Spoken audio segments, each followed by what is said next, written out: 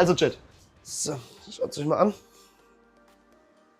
Ja, die Pfefferbeißer, Bratwurst hier hinten schön hängen, da die Peitsche, ne, wo wir immer gefüllt haben. Schön geräuchert und dann sagst du einfach zu den Kunden, ja, wie viel möchtest du haben? Dann hier, dann gibt es dann da so die ganze Stange, schneidest halt runter, ne. Hier ist die polnische, Pfefferbeißer nochmal. Und quasi nochmal so ein Zwischenkühlhaus sozusagen, wo du ein paar Sachen einfach mal reinstellen kannst. Zum Kühlen, Fleischaufschnittmaschine, nur die Theke.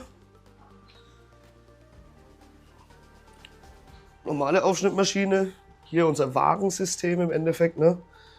Tare einstellen, kannst hier auch suchen, ne? Was wollen wir jetzt da, zack, Bier schenken.